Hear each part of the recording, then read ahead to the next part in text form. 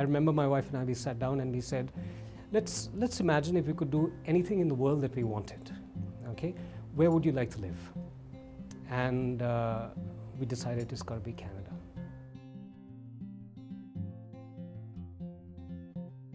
The first thing that one feels when the letter comes from CIIP about the course is finally the wait is almost over.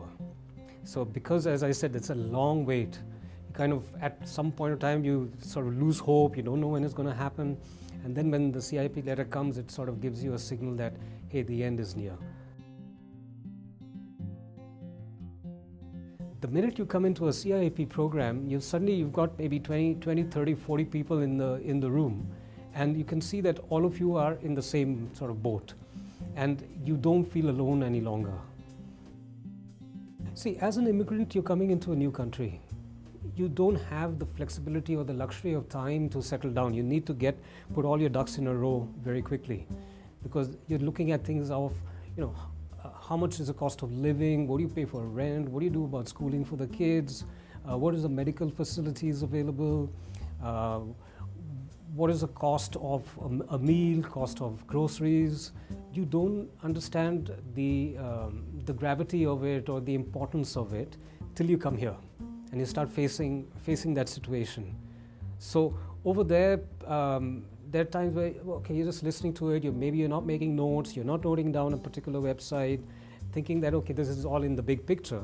And you suddenly come here and say, oh, I remember they said something on that, what was it?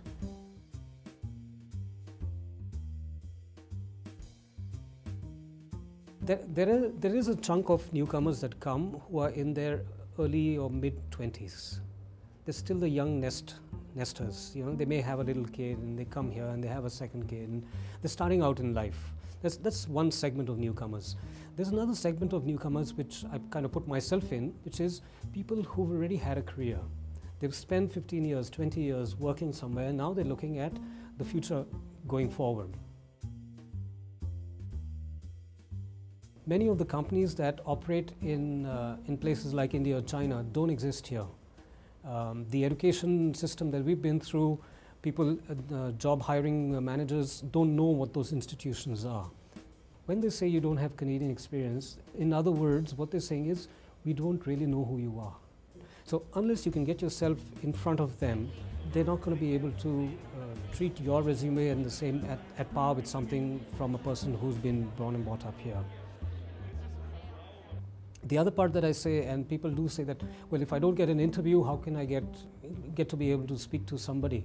And I say, you've got to volunteer, you've got to network. You get your interviews in that manner. People recommend you because they get to know who you are and they say, hey, I know what you can do, and why don't you go and speak to so-and-so in this company. There's a word that I've coined, it's called net give, which is really, in a new country, learn to give things. And there's a lot we can offer. For example, I wrote a document after coming. It's called Tips for Newcomers to Canada. And it was just my journey. And it was the first 3 months of journey. And I think over 1,000 immigrants have already written in and asked for that document. So in fact, I started a group on Google, starting with 30 members from CIIP, which grew to 235 members over the year. The golden rule is, don't be a wallflower. Whenever you are, participate. Make sure every day you've done one thing, whether it's picked up a phone and said, I'm going to call up that guy and speak to him as a person who I met in a networking session, and that's your one thing to be done. But just pace yourself in that manner.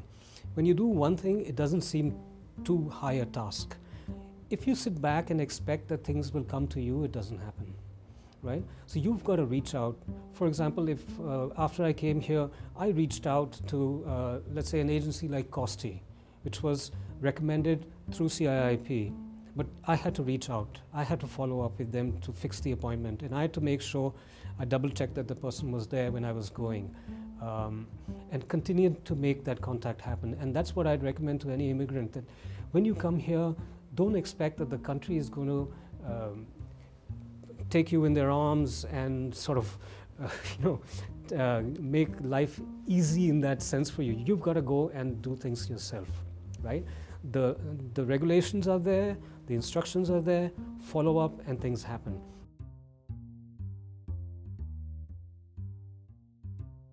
I've seen that there are immigrants who sit and they lament about their life here. But when you start talking to them, you find that they're not the ones who actually went out and took efforts themselves. So while the Canadian government opens its arms and welcomes you to the country, you're on your own. You've got to do your own thing. And that's very much what you do in your own home country. So why would you expect anything any different?